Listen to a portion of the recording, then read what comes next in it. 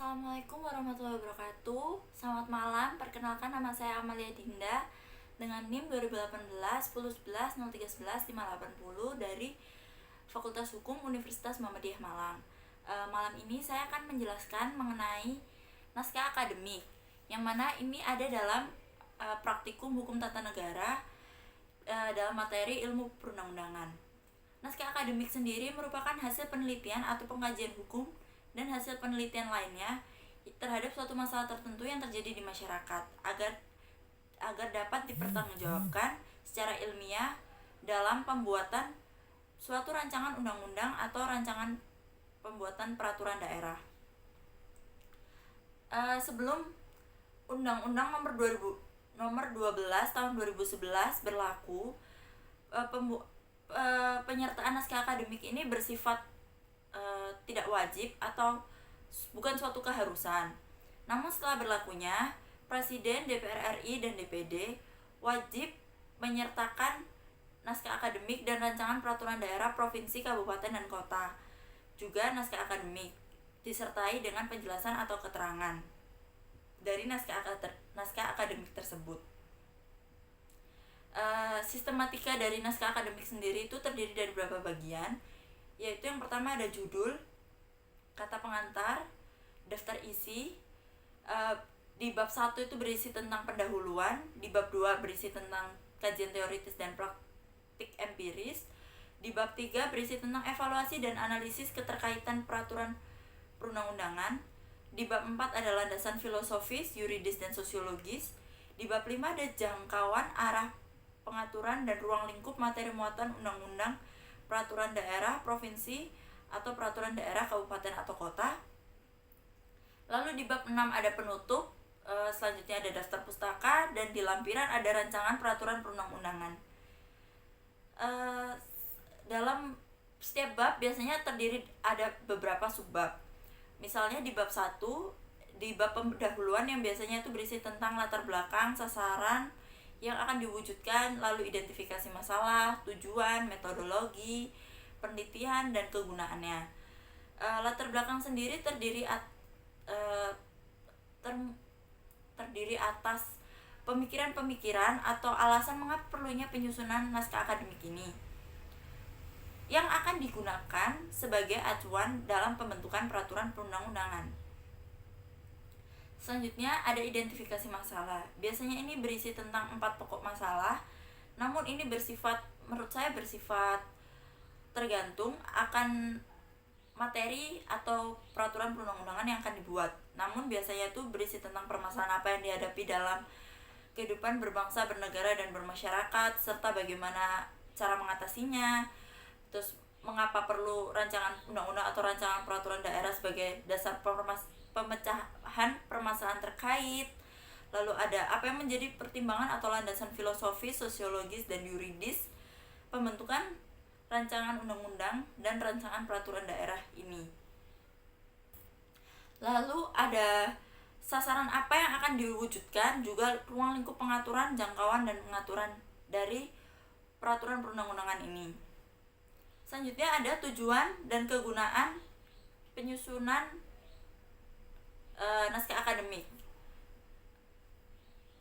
Ini biasanya tuh menyesuaikan dengan ruang lingkup atau isi dari naskah akademik sendiri.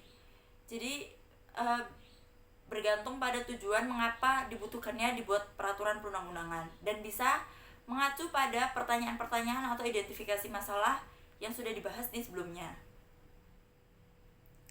Selanjutnya ada metode. Metode ini digunakan dalam penyusunan naskah akademik, digunakan metode penelitian hukum apa atau metode penelitian ilmiah apa yang digunakan dalam menyelesaikan atau dalam membuat naskah akademik ini.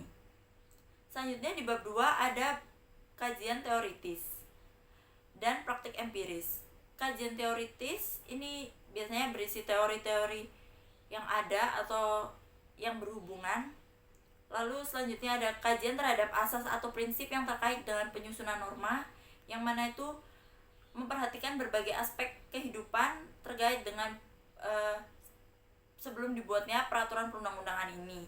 yang mana hasil dari penelitian itu sendiri. Lalu selanjutnya ada kajian terhadap praktik penyelenggaraan kondisi yang ada serta permasalahan yang dihadapi oleh masyarakat. Selanjutnya ada kajian terhadap implikasi penerapan sistem baru yang akan diatur dalam undang-undang atau peraturan daerah terhadap aspek kehidupan masyarakat dan dampaknya terhadap aspek beban keuangan negara. Di bab 3 ini ada evaluasi dan analisis peraturan perundang-undangan terkait. Ini berisi tentang hasil kajian terhadap perundang-undangan terkait yang memuat kondisi hukum yang ada dan yang akan dibahas dalam naskah akademik ini sendiri. Juga membahas tentang keterkaitan undang-undang dan peraturan daerah baru dengan peraturan perundang-undangan lain, juga mengharmonisasikan peraturan undang-undang baru yang akan keluar ini dengan peraturan perundang-undangan yang telah ada. Juga mengharmonisasikannya juga termasuk perundang-undangan yang telah dicabut atau dinyatakan tidak berlaku, sehingga tidak bertentangan satu sama lain. Selanjutnya di bab 4 adalah landasan filosofis, sosiologis, dan yuridis. Landasan filosofis ini berdasarkan dengan pandangan hukum atau pandangan dari bersumber Pancasila dan Undang-Undang Dasar 1945. Selanjutnya adalah landasan sosiologis yang mempertimbangkan alasan bahwa peraturan ini dibentuk menyangkut dengan fakta empiris mengenai perkembangan masalah dan kebutuhan masyarakat dan negara. Selanjutnya adalah landasan yuridis, yang mana landasan yuridis ini mempertimbangkan kekosongan hukum atau permasalahan hukum yang ada sebelum peraturan perundang-undangan ini dibuat.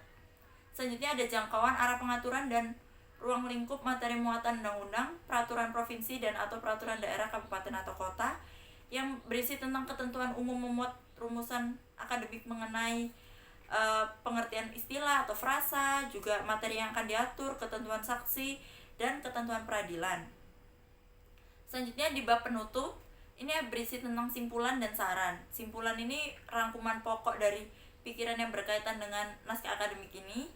Juga selanjutnya ada saran, yang sarannya bisa memuat tentang perlunya pemilihan substansi naskah akademik dalam suatu peraturan perundang-undangan, terus rekomendasi skala prioritas penyusunan rancangan perundang-undangan, lalu kegiatan yang diperlukan untuk penyempurnaan dalam pembuatan naskah akademik ini. Selanjutnya ada daftar pustaka dan lampiran. Nah, itu adalah hal-hal yang ada dalam naskah akademik. Sekian materi yang dapat saya sampaikan. Apabila ada salah kata, saya mohon maaf. Assalamualaikum warahmatullahi wabarakatuh.